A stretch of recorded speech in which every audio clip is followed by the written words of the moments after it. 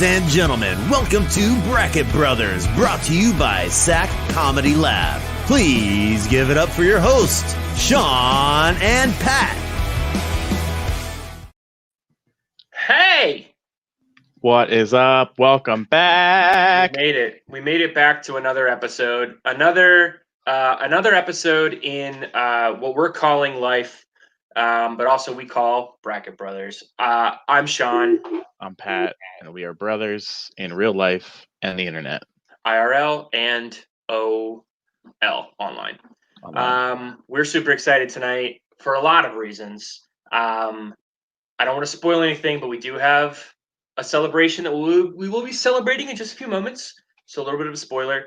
But also, Pat, how excited are you to talk the art of the Pixar Animation Studio? I am more excited than I thought it was going to be last week. I spent the last week watching all the Pixar movies again, so fresh on the brain, and reminded just how good they are at what they do.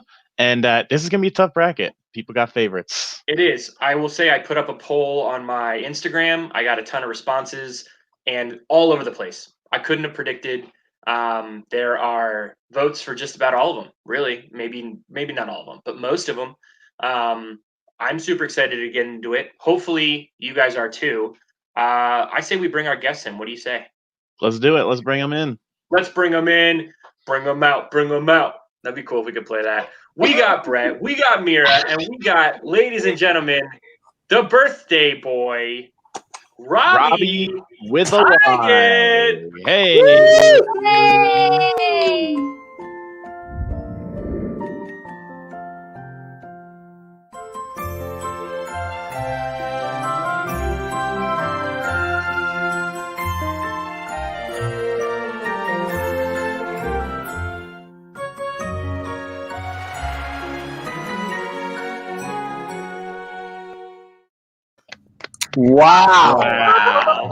Wow.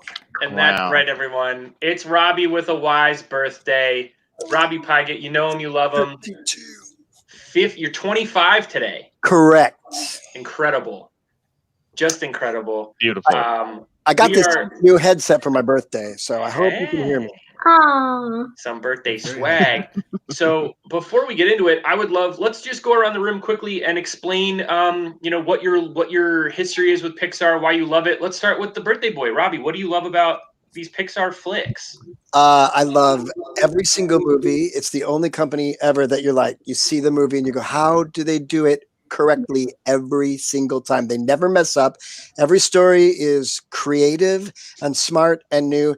And my full-time job at Disney has been to play Marlin since, for the past 12 years or so. And I've also been very good friends with Crush and Gil as well. So three Finding Nemo characters have been making me money over the past 13 years. Incredible. Mira, what about you? I think Toy Story was one of the first films I actually saw in theater. So I think I've seen nearly every Pixar film at its theatrical release for time immemorial.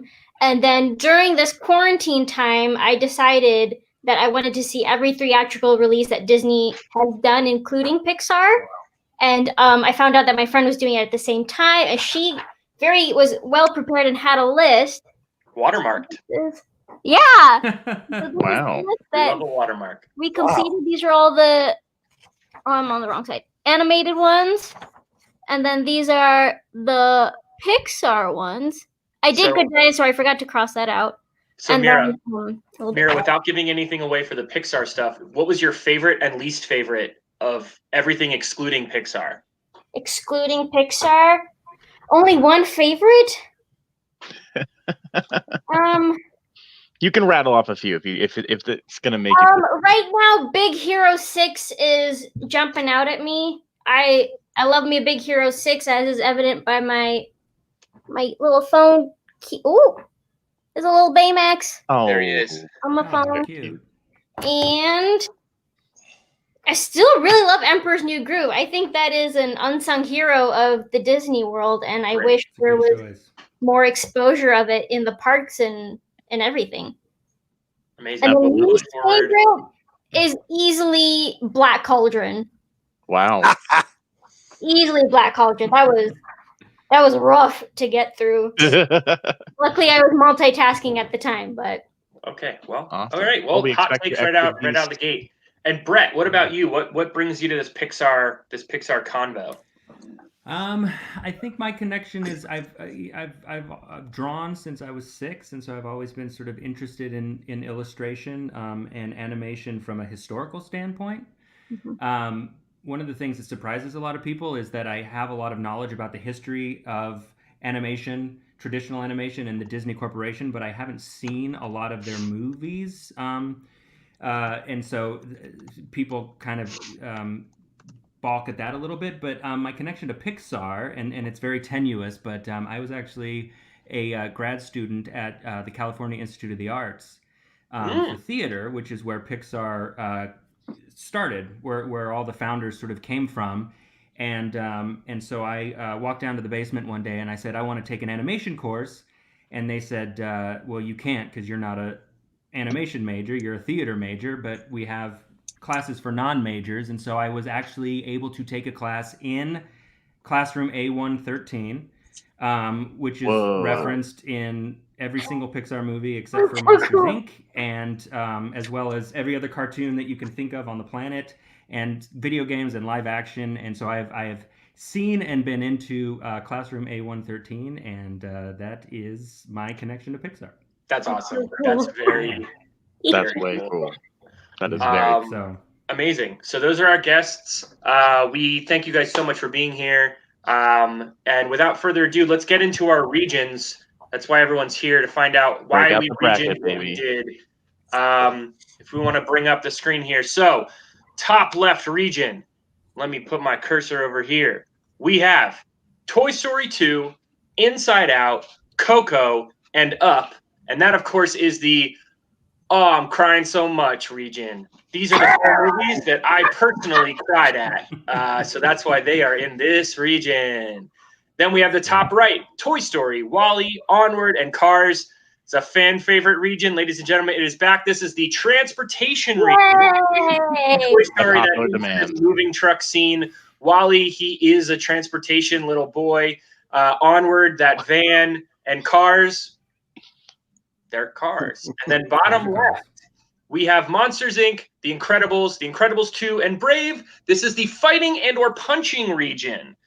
There are punches thrown in all of these movies, whether they be from fists or by arrows, but they are thrown. And then the bottom right, we have Ratatouille, Finding Nemo, A Bug's Life, and Monsters University. And there's those little creatures.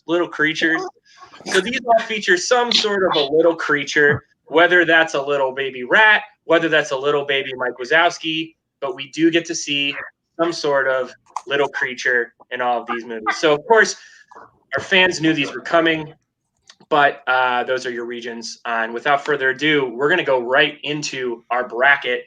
The first one. Also, I know I just want to, and Pat, feel free to chime in here. We've already had a lot of hate. # we love our haters. Please bring any sort of energy you have in the chat. But we did make a decision. We only included 2 Toy Stories. We did include both of the Monsters movies. We felt like they were different enough, and both Incredibles movies. But we had to cut it at 2 Toy Stories. I've already had a few angry messages that Toy Story 3 is not present. Again, sorry, hit the bricks. Sorry. We love the hate. We love it. Yes, and of course. Dinosaur. We look. There will be time to talk about why movies didn't make the list. If you've seen Good Dinosaur, you know why. But shout out to Good Dinosaur for being excellent nature animation, and that is it. That's all you have. It's very pretty. Great. So let's start it off. Also, some of us work for Disney. These are just our opinions, not the opinions of the company and all that jazz. So, Toy Story 2 versus Inside Out. I usually like to throw it to the guests first, but I gotta say, I gotta come out of this hot because I'm throwing hate at our own bracket because Toy Story 2 wasn't the one. Man, Sean and I talked about the Toy Stories to include with this, and Toy Story 1 is a must because it started it. And I hadn't seen Toy Story 2 in ages, and he insisted that it should be on there. It's like the highest rated Pixar movie of all time or something. I watched it. It's just okay. I really wanted to like it a lot more than I thought. Maybe, maybe I haven't seen it in a while and it was better than I thought it was. No, it's just okay. Toy Story 3 was way better in my opinion. So that being said, I just rewatched Inside Out. Inside Out, I thought was just okay, is actually a very good movie. Okay. Inside Out is beautiful. That's all I'll say for right now. Wow. Great. I feel like the. What are we looking at here? Oh, wow.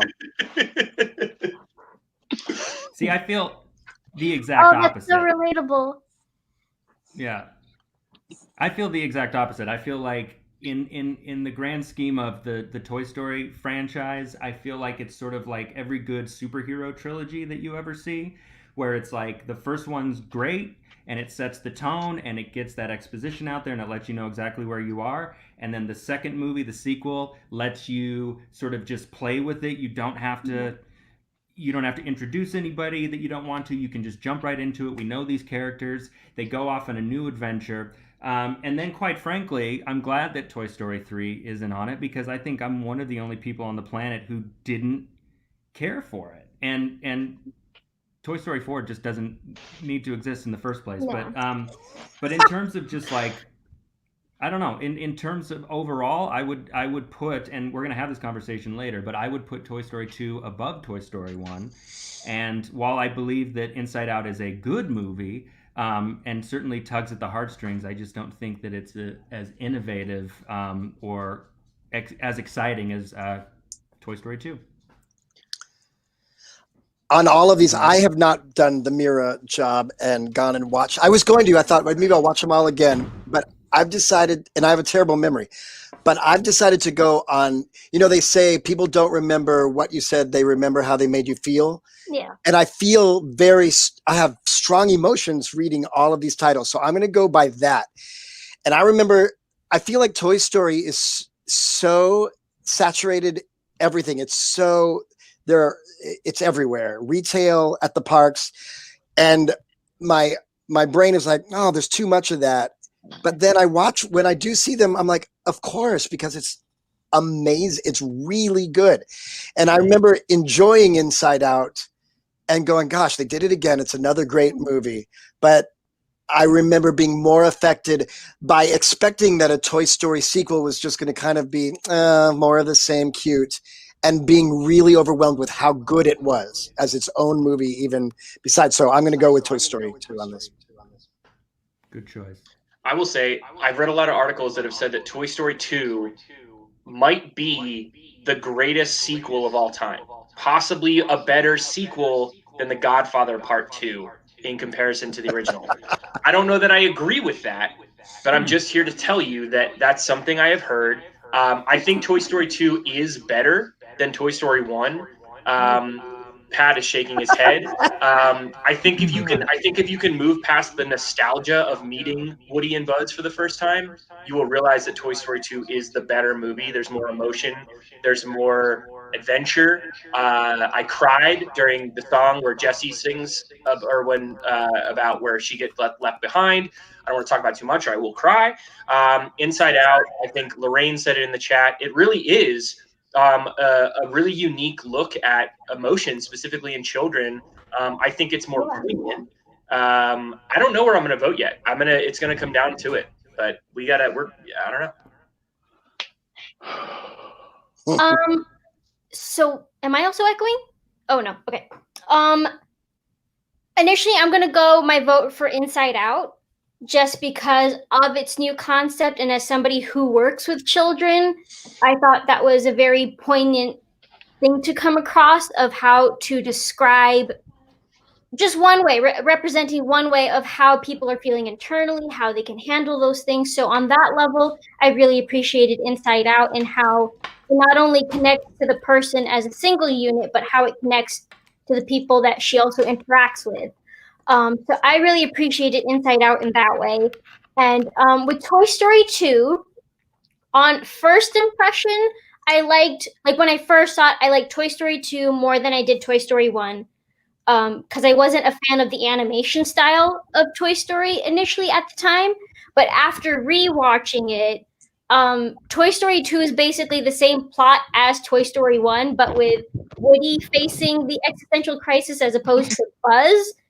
So I'm not really leaning towards it. And it was still great. I love the introduction of Jesse as a character and Bullseye and bringing in these different dimensions.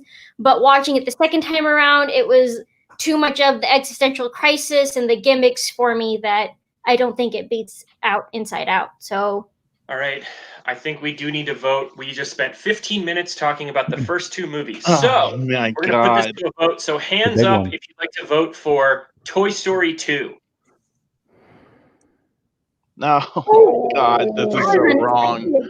Toy Story 2 is They're going. all so wrong, but it's fine. No. We're moving forward. Sorry, Pat, why don't you take us to the next one? All right. Our next one is Coco versus Up. Oof. Both incredible Oof. tearjerkers. Look, Up has maybe one of the saddest but most beautiful beginnings to a movie ever made, and the fact that it's animated is all the more. My God, That's horrifying. Sean having one eye in that is absolutely terrifying. That's horrifying. Dare you? Up is one of the most unique movies ever made. It's an incredible film, but Coco is a goddamn masterpiece, and for me goes a long way in this bracket. It's a beautiful movie. The music is incredible. The story is incredible. The cultural involvement in it is accurate and informative and wonderful, and it is just a beautiful movie. This is actually an easy decision for me.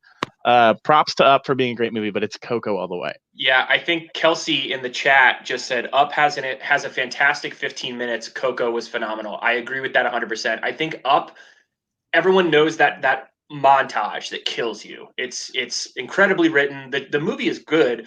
Coco is like, it's adventure. It's you cry. There's cultural.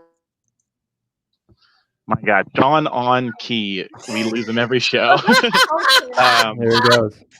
This is what we're dealing with, folks. I think we know where he's going. Do any of our guests want to weigh in on any? How you feeling with this matchup?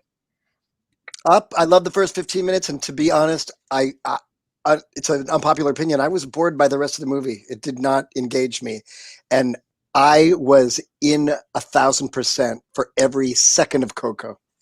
Yeah. Yeah. Do I sound like I'm in a jar still? It's better, but still a little muted. But we can hear you clearly, and that's what's important. Okay. Yeah, I don't have much to say more than anybody else. It's just, I mean, Coco is just, it's lush, it's beautiful, it's I don't know where you got that picture of me, but it's horrifying. That's a little scary. You know, and it's got a mystery to it. It's just it's so good. It's so good. All right, Sean is back, and I think I know where this is going already. So we got to move it along, so let's put it to a vote. Ladies and gentlemen, I don't get to say? Mira, go ahead. What do you want to say? I am actually presenting the unpopular opinion because, like, I prefer Up to Coco. I know that's a very unpopular opinion, but ever since I got the list, I've just been like racking my brain over Up or Coco. Everything else I decided, and then it came to Up and Coco, and I couldn't decide. But I lean towards Up. I think as a storytelling device, Up did an immense job. The fact that you understood this old man's full life within the span of 15 minutes, it wasn't like this long, drawn-out process of trying to figure out the character. And then it should have been a short. Then it should have been a short. Then it should have been a short. Wait.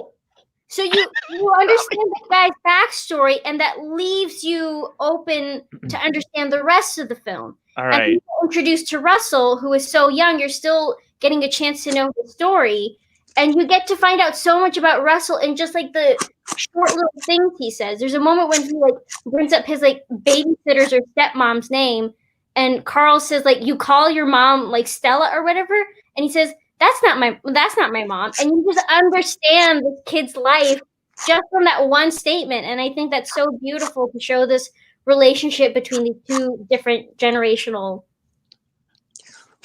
Robbie. Is that your die on a hill button? Robbie's got a lot to say. Mira essentially just died on a hill, but we're not counting it as her. We do have to move along. Mira, I respect everything you're saying, but we do have to vote. If you're voting, wrong.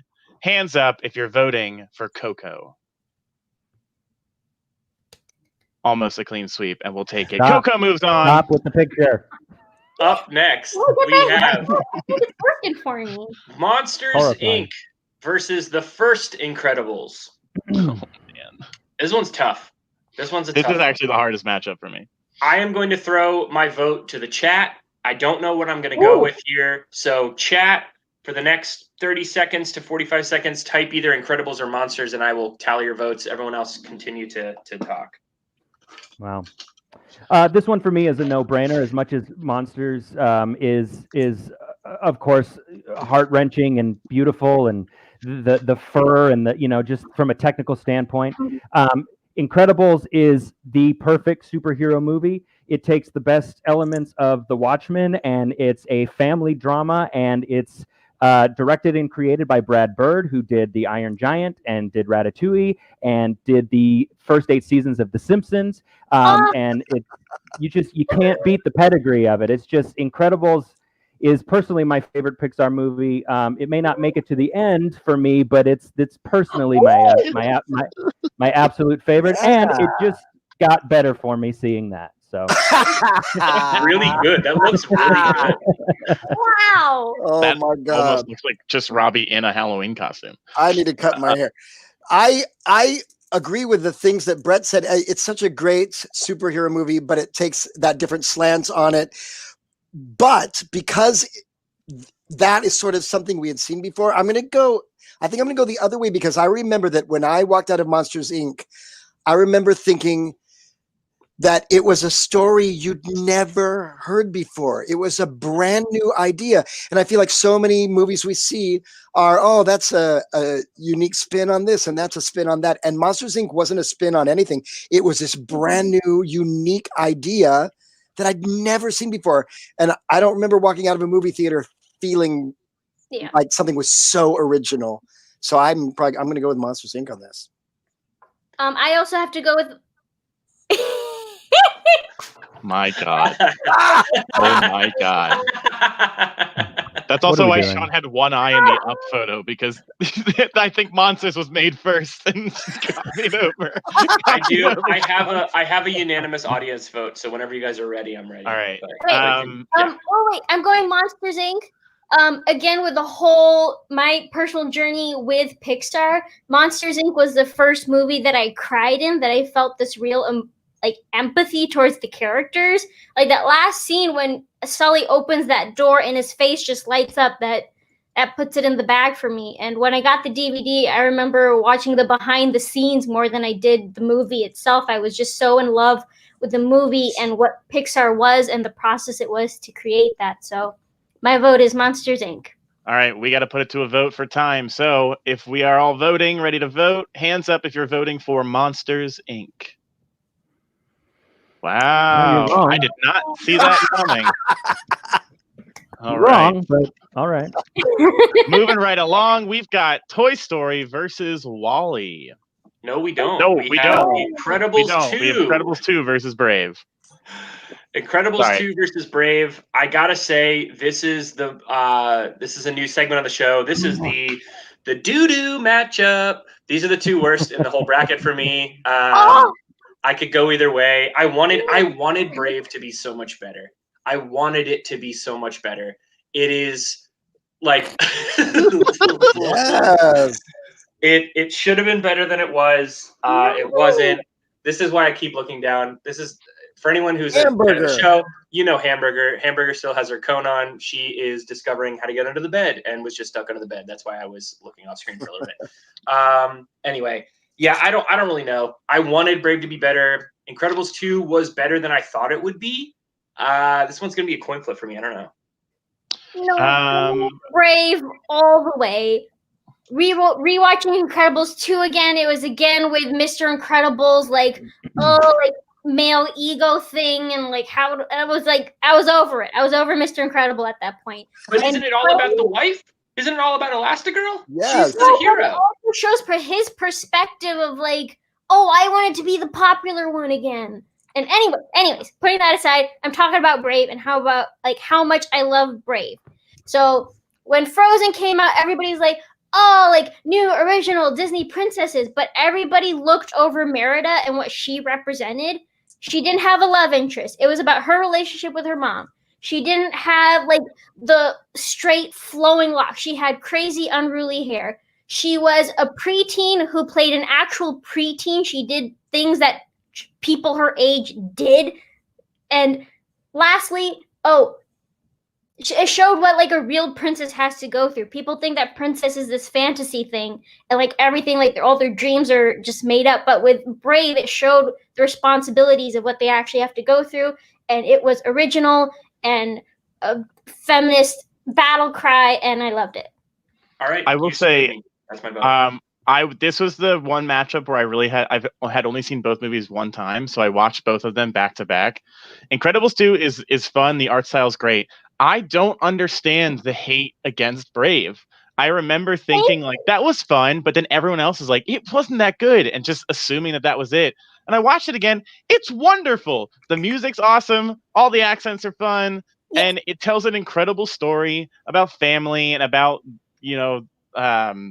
princesses bears. And all that stuff and bears. Yes, and it has magic. And both parents are alive, and it's great. So I don't understand the hate towards Brave, and Incredibles 2 was just okay, and it should have been way better with how much time they took to make a sequel. Yes. Okay. Lorraine, wrong. Yep. That is Tangled. Anyway, all right, let's go ahead and vote then. Put your hand up if you'd like to vote for... You just changed my mind, Mira. Yeah, and I just think Incredibles 2 was unnecessary, and I will have more to say about Brave in the second round. So Perfect. All right, let's go ahead and vote. Put your hand up if you'd like to vote for The Incredibles 2. Oh, no. Hey, our first clean that's sweep. A clean sweep. Oh, my God. Not the movie. Not the movie we are... Wrong movie, Roger. Thank you, Roger. All right. Now the matchup I hinted at before. Toy Story versus WALL-E. So I will say, of all the responses I got on Instagram, this Toy Story and WALL-E were the two most prevalent. Oh man, both Brett. He's so upset. Oh my God! Wait, hold on a second. This cat. Hamburger. Burger. You can't be up there. Cat, take it away. Okay, great. I don't know what Sean was going to allude to, but this is a big matchup. We have the original Pixar movie versus, I mean, not the newest now, but WALL-E is arguably probably the most risk-taking Pixar movie in the sense that they made a movie without dialogue for half the movie. That's terrible. I think those are Mira's eyes. Yeah. I adore WALL-E. I think WALL-E was great, and then I think everyone thought WALL-E was great, so I didn't want to ride the bandwagon. But no, it is a wonderful movie. The music is incredible. It's Pixar, so the animation is great. But to tell a story that much of a movie without dialogue is incredible, and it painted a dystopian future and all this stuff. So, for me, it's gonna be WALL-E over Toy Story, personally. Brett, you're shaking your head at me. What do you got? Yeah, WALL-E is the same as Up to me in that when you ask people about it, they talk about the opening and then nothing else. And I feel like, yes, it's innovative and it's gorgeous to look at. And, wow, they did it in complete silence for half an hour. But so did Buster Keaton. So did Charlie Chaplin. We've seen those things before. You know what I mean? We've seen robots who don't... We've seen robots go on adventures who can't talk. We see that in Star Wars in every single movie. There's nothing innovative about the story except for the graphics, and they wanted to work on air in that movie, and so that's what they did. They made it look good. Toy Story, my vote's for Toy Story. If I have to die on a hill, I will do that. But for right now, Toy Story. I will say this. In my mind, this comes down to groundbreaking from a technical perspective, which is Toy Story. It's the first feature-length computer animated film of ever. It honestly, like, if you go back and watch it, it looks dated, but it still holds up. But WALL-E, like the story of WALL-E, the fact that this is a children's movie essentially tackling the idea of global warming and our destruction of our own planet and, you know, obesity and whatever is on that ship, like, that's deep. I mean, I don't know that there's another deeper Pixar movie, maybe Inside Out. For me, it's like it's what do I think is more impactful, the story of WALL-E or the groundbreaking animation techniques of Toy Story? I think I'm leaning towards WALL-E. I don't know. Toy Story is like that thing. It's like going back, and Brett, you're going to disagree. It's like going back and watching like early Mickey cartoons. It's like I can appreciate them for what they are, but I don't get a lot of like, we know, we got it. But like, I don't get a lot of joy out of just like the story of them, but I get more joy. Oh my God, hamburger. But that's what I have to say. I'll relinquish my time. Oh, crazy. I loved WALL-E. I thought it was beautiful. It was smart. But I don't think it can beat Toy Story was original and unique and beautiful and touching. And for me, Toy Story wins. Attaboy. All right. Well, we do have to keep the show moving, so we do have to put this to a vote. So please raise your hands if you are voting for Toy Story. And WALL-E eliminates the OG. No, put 60 seconds on the clock. Oh, baby, we got our first hill to die on. Brett, you are officially on the clock. Whenever you want to start, I'll start the timer. Like I said, Toy Story improved upon Toy Story, or Toy Story 2 improved upon Toy Story 1. But when it comes to the two, everybody, look, I'm going to say something, probably the most controversial thing that you've ever heard on this show, which is you didn't like WALL-E except for the first part of it, okay? Nobody remembers what happened in the second part. And as for being a deep movie, it's baby's first intro to climate change. They're fat adults, which is so on the nose that it's like, I mean, it's like first draft material. Her name is Eve, which, okay, great, right? And like, what else does it have going for it? Past the silence and the musical theater part? Look, Toy Story changed the industry forever. It effectively killed 2D animation for like 20 years. And it changed everything. It created studios. It burned down studios. It's on the same level as Snow White, as Who Framed Roger Rabbit. The significance cannot be overstated. WALL-E does not have that same significance, and that's why I say vote for Toy Story. And that's time. And because you died on a hill at a vote, we will have a revote. Yep. Those are the rules. Them's the rules. So, hands up if you are voting for Toy Story. Brett, you swayed me. Brett, you did it. Brett, you did it. Oh, baby. Wow. It is Up Syndrome, because WALL-E is incredible, but I do lose it a bit when they're on the ship, and then it's just like a weird sci-fi movie. So you know what? Toy Story deserves its walk. It's moving forward, and we are moving forward to our next matchup, which is the newest Pixar movie, Onward. I love you too, Brett. Versus Cars.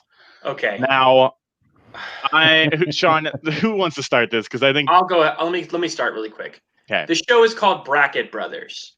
If you haven't seen Onward, and if you have a brother and you have not seen Onward, please go do it. It's incredible. I will say this. For every post. One eye for everything. Onward is, I think it may get ultimately a little forgotten because of when it came out, because it got released sort of in theaters and then got pushed to Disney Plus. It's on Disney Plus right now if anyone hasn't seen it. It is incredible. It's beautiful. It's touching. It's to me, it's the Frozen like vibe, but for boys. Not that there's not enough dang movies for boys, but it is Frozen. That like it's brothers. It's them going on an adventure. It's incredible. Cars, the Cars franchise Oh my god, that is a nightmare. Oh my god. Why is it gotta be me? Why is it me? I don't like the Cars franchise. Cars 1 is good. It's fine. The fact that Cars 2 and 3 even exist make me bump Cars down because they are the worst cash grab, terrible animation, terrible story. It's tough. It's very tough for me. Cars made Disney and Pixar the most money from a merchandise standpoint than any movie in history, which is why they kept making them. Onward, I don't think has made them any money because everyone got sick and went home. But Onward is incredible. And I don't know that everyone has seen it. And if you haven't, please go see it. It's incredible. Yes. That's me. Yep. Agreed. For me, I like art that touches me emotionally. Cars was cute and fun. And I can't even talk about Onward too much or I'm going to start crying. Getting a chance, look, I'm going to start crying. Getting a chance to see a father who's passed away for one. Come on, you can't. It's great. It was a great movie, and rarely does the Disney Pixar franchise do like fantasy stuff.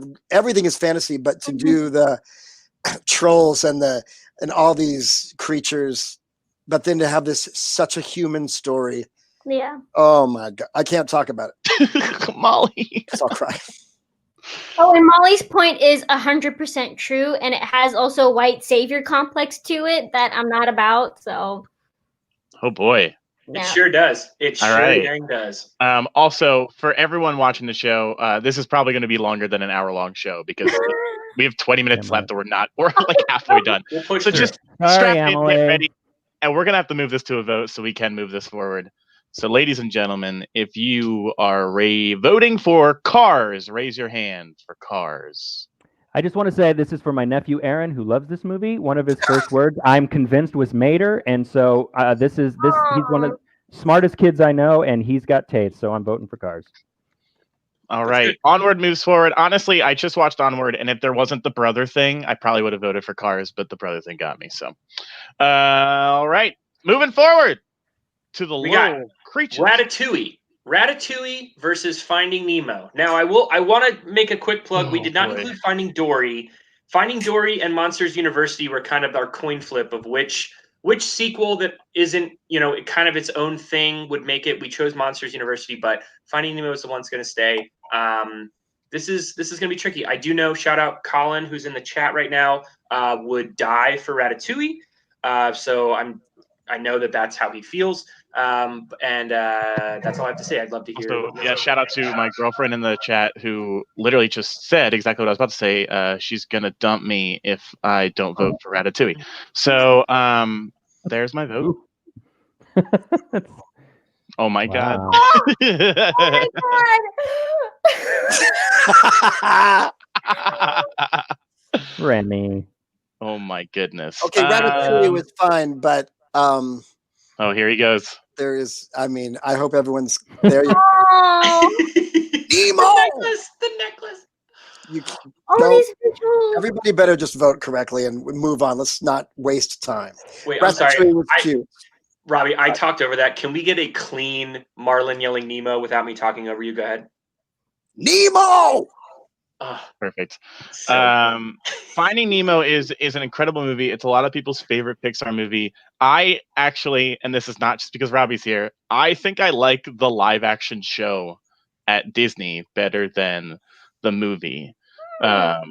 That, for whatever reason, like that soundtrack, I have like an emotional attachment to that specific soundtrack more than I do the actual movie. The movie's incredible. The underwater dynamics of everything are beautiful. Finding Nemo. Do you What? think we're talking about Incredibles? Oh my god. Great bit. Sorry, my internet cut out. Good Yeah, Lord. that's it. That's what happened. Ratatouille is beautiful. It's emotional. It's a unique story. It's got Patton Oswalt being a rat. It's so good. And it created a better ride and attraction as well. So Wait. I think Ratatouille has more emotion in that one scene where the critic eats the food and gets transported back to his childhood. oh my god, than- yes. than most other Pixar movies try to cram into like an hour of silence, for instance. Rat Do I need Patootie. to Come die on on, my hill y'all. now? All right, we'll see. Do you want to die on it, or do you want to put it to a vote first? Well, let's vote first. Let's vote then. That's Ladies scary. and gentlemen, it's time to vote. Hands up if you are voting for Ratatouille. Okay, wait. Okay. Yeah, the Robbie. critical. Okay, you put a minute on the Time thing. starts now. Sure, the critic. Oh, he's actually a human being. This is a man who's lost thousands of children and his wife. He's left with one child. He's an overprotective father because of this. He was this cavalier, let's live at the edge of the reef father. And now everyone in his life is dead. So he's overprotective of his one child and who's just dying to go experience the world. And then he watches him get kidnapped and we watch his. This isn't a story about Nemo. This is a story about Marlin and watching him grow and learn that there's stuff out there in the world that you have to try. Oh no, there's not enough time. As somebody who grew up in the Pacific Ocean and is a scuba instructor, this was filmed. The artist, it's beautiful, and it's the most beautiful story. You can't beat Finding Nemo. It's nearly perfect. Okay. Can I just point out that clownfish can change sex, and if Nemo really wanted a mother, Marlin should have just done that and then mated with him. We don't have time. Okay. We do not. At risk of maybe breaking Robbie, we will put this to a new vote. So, deep breaths. Birthday boy, it is his birthday. Hands up if you are voting for Finding Nemo. Both fins. I'm so sorry, birthday boy. Ratatouille. Ratatouille? What is that? What is that? Robbie, That's the please don't leave the knockoff. show. We do need you to stay. When you feel it's most safe to return to the parks, please go see Robbie in the Finding Nemo musical because he's incredible and he's a talent and we don't deserve him. And hey, this is the show, ladies and gentlemen. We're moving on. You've eliminated the ultimate winner of the night, but fine, we'll keep going. Okay. All right. The last matchup of the first round, we have A Bug's Life versus Monsters University. Okay. Yeah, it's A Bug's Life. That's it. It's oh A Bug's no. Life. That's us. A Bug's Life, I will say this about A Bug's Life. A Bug's Life for me was long forgotten in my brain. I saw it when I was little. I probably know the 3D show at Animal Kingdom more, but going back and rewatching it, it is almost as poignant as WALL-E, given our current state of affairs of the 1% and the bourgeoisie. And it's, the visuals, I think looking at specifically I've watched documentaries talking about like the mass numbers of ants that were animated was like a feat that had never been done before. I think it really holds up. I think it gets forgotten over time because I think maybe that the characters aren't quite as likable as like Mike and Sully. But just in the in the theme parks is where I'm really. I mean, look at those guys. How can you not like that? I'm going to go Bug's Life with a bullet here. Bug's Life is Pixar's second movie, so it should be just as hailed as Toy Story as far as its groundbreaking animation. It is also aged a little bit, but honestly, to not an entirely large fault, it looks as good as half the shows you see on TV when you flip through if you still have cable.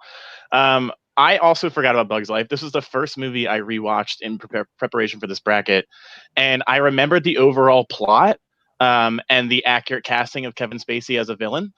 Yeah, topical, right? Yeah.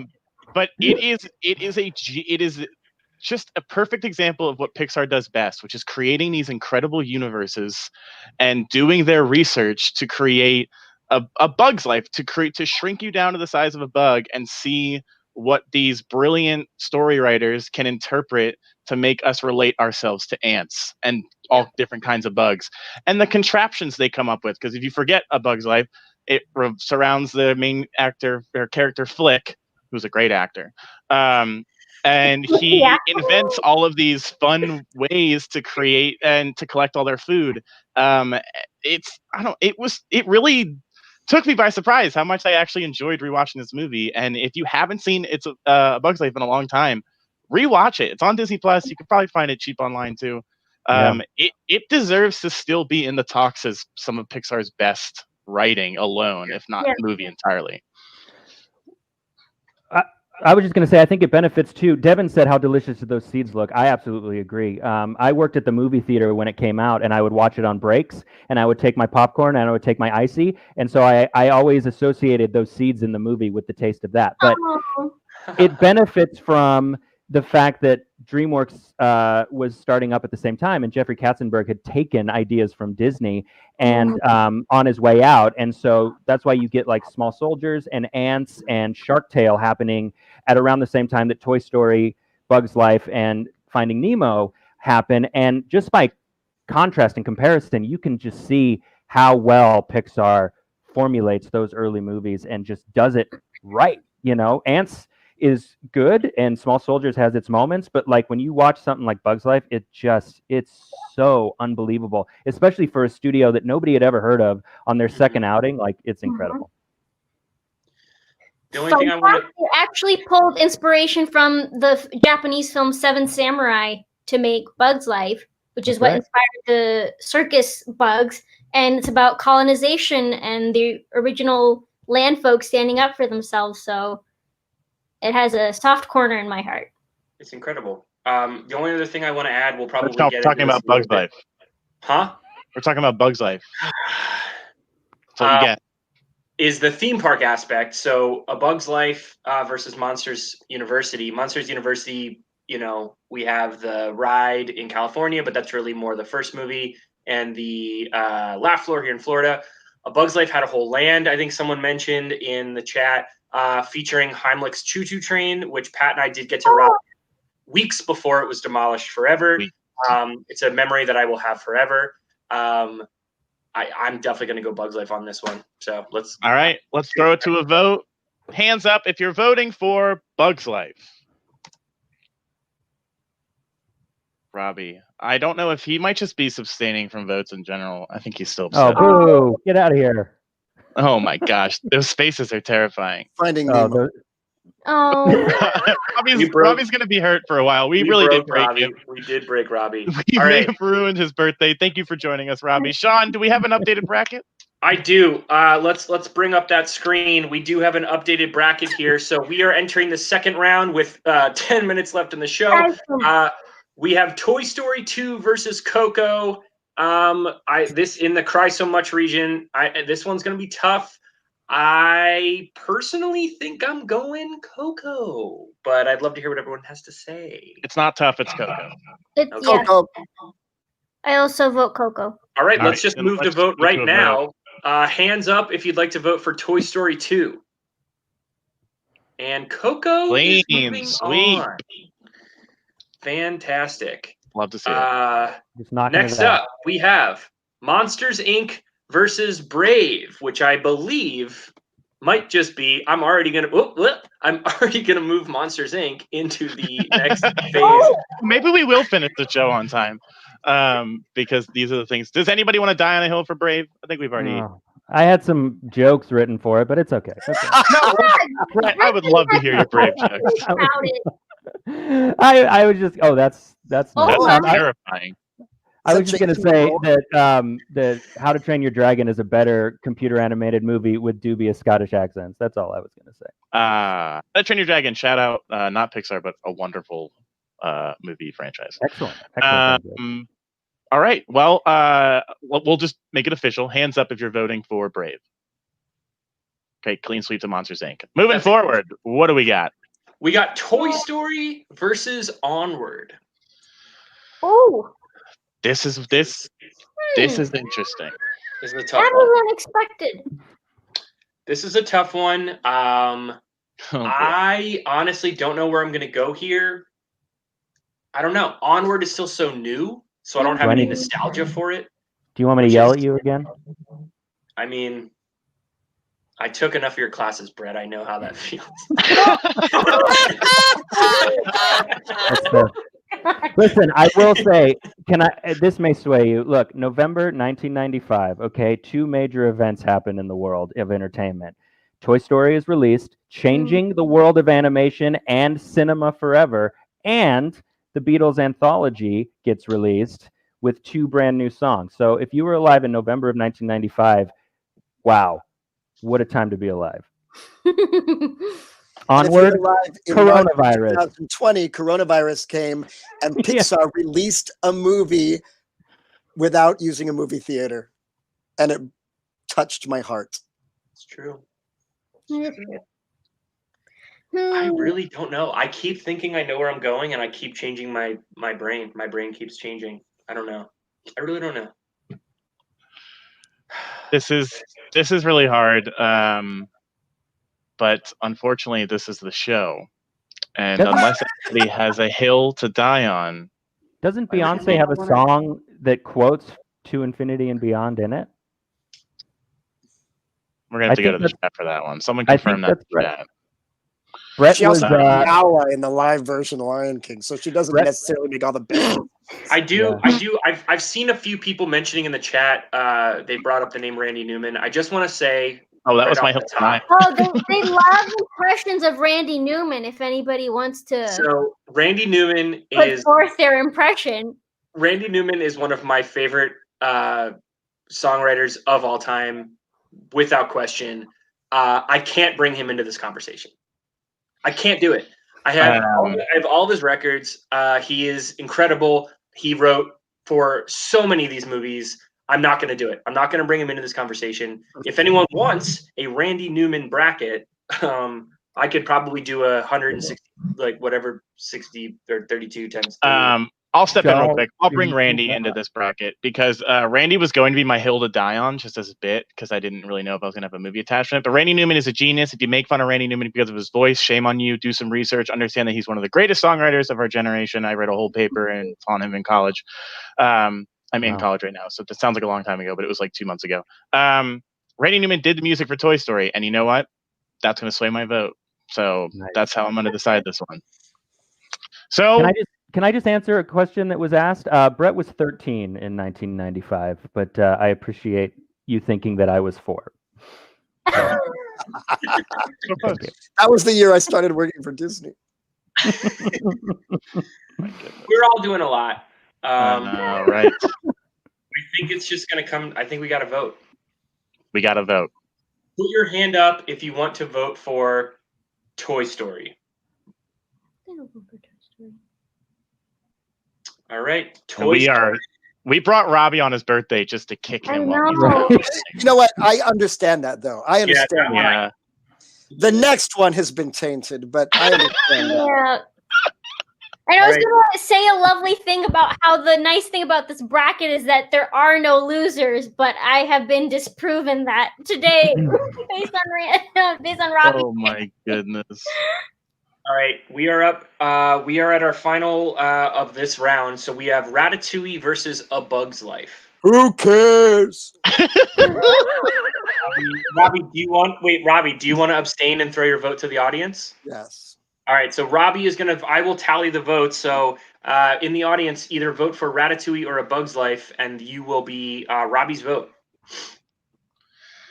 All right, I'll start this one off. These movies are very similar in the sense that it gives us a picture of a world of a very small creature, which is why it's in that part of the bracket. And it kind of just gets tossed up to when it came out and the fact that Ratatouille is a newer movie. It looks a little better. To me, it's flushed out a little better. And to me, it is just the better movie. I said everything great I could say about Bug's Life in the last matchup. It is truly one of the greats from Pixar, but Ratatouille, in my opinion, is better. And again, I'm going to throw it a little bit to the soundtrack because that's part of a movie. It's a beautiful soundtrack. It's not Randy Newman, unfortunately. I'm sure if he did it, it'd be an even better movie. But Ratatouille, for me, takes this one a little bit. Ratatouille. We do have...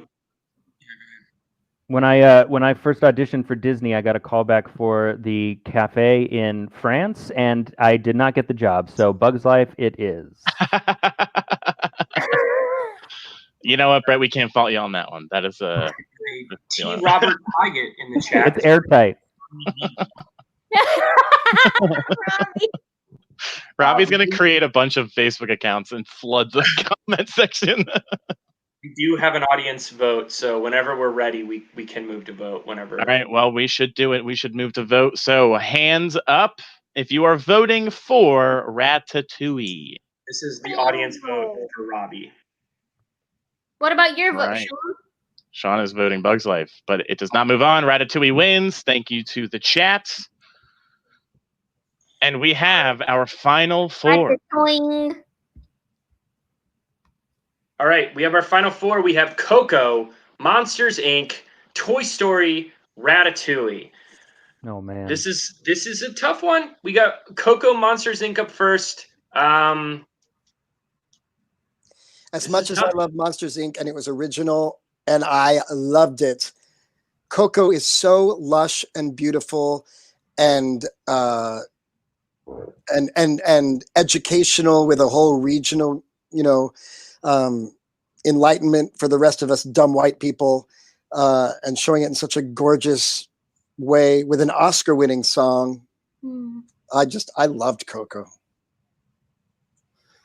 Yeah. Yeah. Again, and I'm thinking from a theme park perspective, this one is tough because Coco does not have a lot of representation at the theme parks other than the mariachi band at Mexico, which they do have a Coco. Mariachi.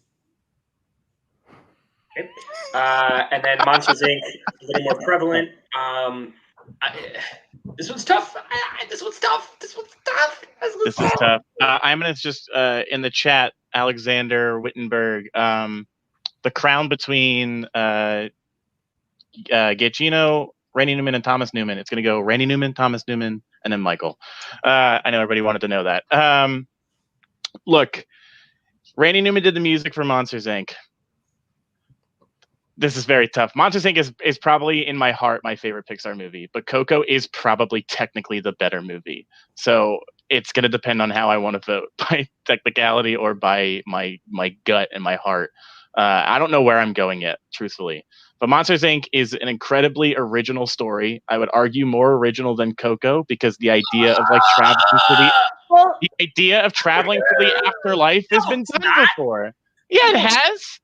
That's just a sci-fi. That's a sci-fi thing. Now, it's done in an original concept in Coco, but it's a wonderful interpretation of a cultural event, and it's a beautiful movie. I'm just arguing that the idea of flipping things on its head and showing a monster world and a business of scaring children to power a city, that is arguably a more original idea of a movie. Coco is probably the better movie, but I have an emotional attachment to Monsters, and so That's that might fine. be where But my heart is lying. saying that Monsters Inc. is a more original concept from a script writing perspective or a screenwriting, that's crazy. You're crazy. No. It's different, but Coco is bonkers. It's bonkers crazy. It's a story of discovering one's family and one's heritage, which if anybody is friends with me on Facebook, you know that resonates deeply with me within the last couple of months.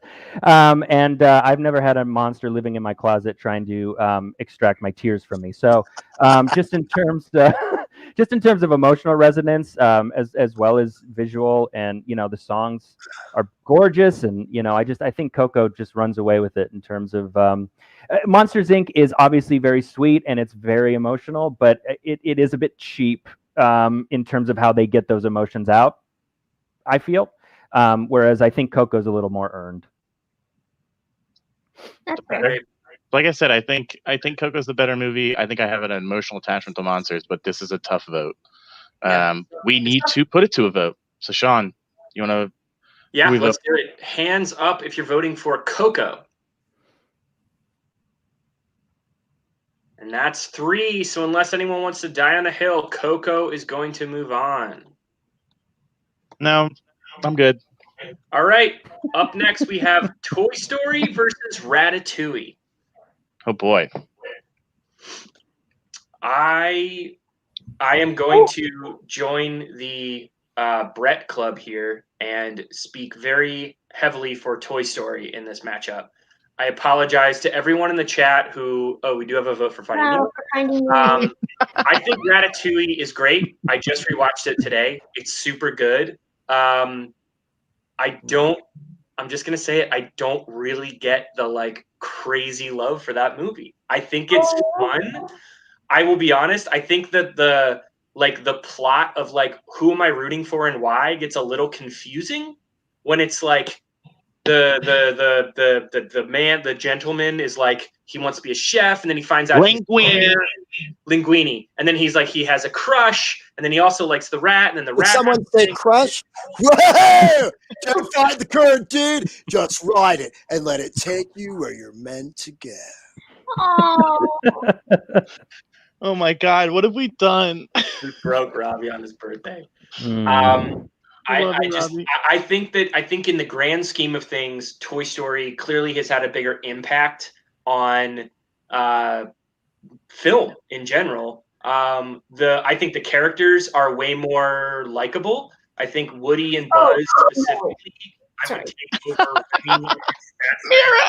any day. I'm excited for the Ratatouille ride. If I'm ever allowed back at Walt Disney World, I'm still furloughed. I don't know if I have a job. But I'm going to have to say, I'm going to go Toy Story on this one hard. I would rebuttal that statement of the characters are more likable in Toy Story. I think absolutely not. I think the characters are far more likable in Ratatouille. I won't get into it because we're way past the hour, but Ratatouille, I just have to say, in that line where Anton Ego says, I would like, he wants to be served some perspective. Really, it's the audience that is wanting that. When they show that he gets that dish and he takes that bite and it takes him back to his childhood, we are the ones who are getting that perspective. It shows that there are no like bad guys per se. It's just people who have come from different walks of life, and if we just take a moment to understand one another, then it can change people's views. And I just think that's a beautiful moment where he says, I would like some perspective, but really it's the audience that is getting served the perspective. The rat is the book. What? Oh my God, that's terrifying. Like half there. It's the ghost of Nemo. The bracket. It's Crash. No, it's Crash, but it's the ghost of the bracket. Ghost of the bracket. I agree with Mira. The characters in Ratatouille are way more likable than Toy Story. Toy Story, the side characters are likable, but the main characters, Woody, you have to learn to like Woody, and Buzz is, and then you get to Toy Story 2, which is already gone, but Jessie sucks. It's just my opinion. Yes, Jessie's not a fun character. She has a great emotional backstory. Pat hates leading women in movies. Pat Rice hates leading women in movies. He prefers it to just be guys. He just said it. So wow. You heard it here. First of all, not a lead. She's not the lead in the movie. But second of all, write a better character then. She has a great backstory. But yeah, I'll die on the hill that Jessie's not a great character. She's better in Toy Story 3, but Jessie in Toy Story 2 is not likable. Anyway. All right, we got to vote. Here we go. Toy Story, Ratatouille. Put your hand up if you'd like to vote for Toy Story. Oh, wait, hang on. If I'm going to be accused, Sean, you didn't vote for Brave, so shut up calling me out about not liking leading women. Okay, now we can vote. All right, hand up if you want to vote for Toy Story. All right, I am going to hit my hill to die on. All right, I'll get your timer up. Please bring my timer up. I would love it. All right. Time starts when you start talking. Okay, here's what I'd like to ask everyone. I am in my 30s. I remember when Toy Story came out. I have a very distinct memory of going to see Toy Story in theaters. I'm going to play the nostalgia card for a second. I can't imagine, maybe I'm wrong, that anyone here, when they think about their childhood, they think about Ratatouille over thinking about Woody, Buzz, Rex, everybody. That movie is incredible. Slinky Dog. Those characters are like, they're just, in my brain, they are just as prevalent as Mickey and Donald. And I'm going to say it. I think that those characters left a longer lasting impact than the characters from Ratatouille. Is the story of Ratatouille better than Toy Story? Probably. But you have to remember, this is the first feature-length computer animated movie. This is what set Pixar up to make Ratatouille. There was no Ratatouille without Toy Story. There's not any of this without Toy Story. From a theme park perspective, Toy Story Land is not good. But I haven't been on that Ratatouille ride. It doesn't exist here yet. It's still under construction. You know why? Because of COVID. So if you like Ratatouille, you like COVID. Oh, you are like 10 seconds over. I just stopped paying attention. Oh my god. I'm getting a lot of hate in the chat real quick. I didn't say write a better backstory for Jessie. I said write her as a better character. Her backstory is the good part. The Sarah McLachlan song, Randy Newman wrote that song. That's the good part. Watch that movie again. She's not likable. Anyway, Sean, thank you for dying on a hill. It happened at a vote, which means we must revote. So, hands up if you are voting for Toy Story. You actually lost Brett off of Toy Story. You were a little angry. You were a little angry, okay? Oh my goodness. Ratatouille moves on. Yay! We've got our final matchup in our longest show ever. Pixar matchup. We've got, what is our final, Sean? We got Coco versus Ratatouille is our final matchup. The French versus the Mexicans. It is. Also, Robbie, did you vote? Did you want to vote for Ratatouille, or have you just abstained from every vote since Nemo has been backed out? I would have voted for Ratatouille. Okay. I just want to make sure because you haven't actually voted since. I just want to make sure that you were okay. All right, Coco versus Ratatouille. Let's talk about it. What do we got? Oh, now I hate Ratatouille because of what just happened. But I would have gone Coco. Fair. I think in my heart of hearts, going into this without looking at it as a bracket, if you had asked me what movie would win, I would have said either Coco or Toy Story, which is what I thought the matchup was going to be at the end. For me, this is Coco. If you compare these two movies, I think that Ratatouille represents, I guess, maybe I'm totally wrong here, some French culture, but I mean, Linguini doesn't even have an accent. He don't even have an accent. Versus Coco, I mean, we're bringing to light this cultural, renaissance of the Day of the Dead. People are understanding what this means. People are understanding this cultural legacy. Versus Ratatouille, that's just a dirty ass rat trying to cook in a freaking restaurant. So He washes his hands and promotes sanitary practices, I'll have you know. no. All right, Sean's upset and he's heated. Ratatouille is an excellent movie, but Coco is probably the deserver here. Robbie's swimming away in sadness. Robbie, what's on your mind, buddy? Finding Nemo wins this final thing. You know who hates rats? And loves fish. Hamburger hates rats. Robbie, look, you can't just take the thing that you do and hold on to it. I can look past like every Pirates of the Caribbean movie past the first one and say diminishing returns. I can still do that. I can look at I'm not fighting for Finding Dory.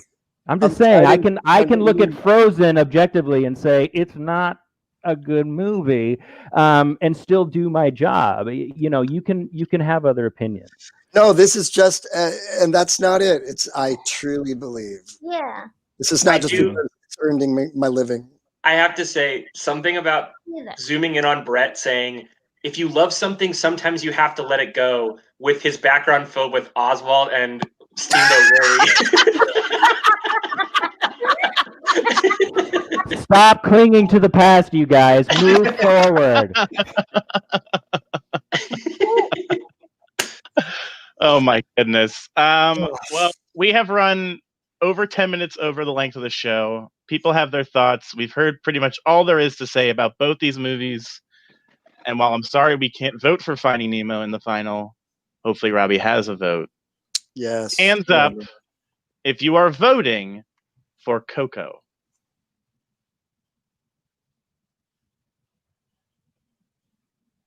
Four to one. Coco is our winner. Wow. Coco wins. Coco wins. Ratatouille takes second place. Ladies and gentlemen, thank you for hanging around longer than we usually ask you to. As you can tell, opinions are very heavy when it comes to our animated movies. Oh, yeah. Thank you to our guests, Brett, Mira, and our birthday boy, Robbie. Happy birthday to you. Yes. Do you guys have anything you want to say or plug? Any social medias or shows that you're a part of? We'll start with you, Brett. Oh, Brett, we can't hear you. Brett is muted. I don't know what happened. Somehow. All right, we'll come back to Brett. You will have a time to pitch, I promise. Robbie, let's go to you. Do you have anything you want to say? Nothing going on. Just doing live shows at SAC Comedy Lab on Friday.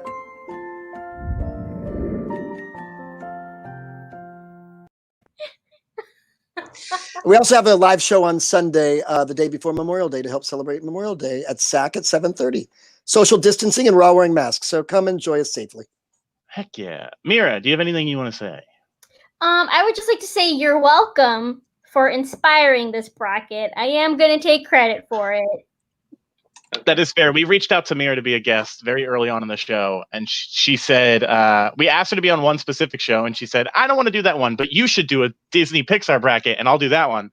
Well, so that's not what I said, but I just nudged an idea for being like, can I do Disney instead? Which I'm glad I did, because that cartoon show one was a garbage fire. So I'm glad I could be part of this. Oh my goodness. There were no losers. All right. Other than pooping on this show, thank you for being on the show, Mira. Brett, can we try you out? Please watch live streams on this website and go to SAC shows and stay safe and wear a mask. Brett, if you have something you want to plug, type it in our chat and I'll announce it to the world if you want to pitch something. We still can't hear you. No. I don't know what happened. Okay. He said, oh no, he's at it. Oh my God, he took the elevator. Wow. Oh. Pat, do we want to announce? So next week is the second round of our theme park. We just did, if you missed last week, we did Walt Disney World attractions. This next week, we will be doing Universal Orlando attractions. This is going to be a heated one. And then in the future, we will be bringing the top 4 from each of these against each other to see what is the ultimate Orlando attraction. So tune in next week. I know you guys got hot takes on whether or not that Fast and the Furious ride is going to win it. It might take it all. It might make it, yeah. But yeah, stick around. Not stick around, go to sleep. But yes, there are live streams on the SAC website every night. We got live shows happening on Fridays and Saturdays and on Labor Day. Pat, anything else you want to plug before we let these people go to bed? I've got nothing. Thank you for all being with us today. Thank you to SAC for having us. Watch SAC shows, both streaming and live, and we'll see you next week, Sunday, for the Bracket Brothers. Thank you so much.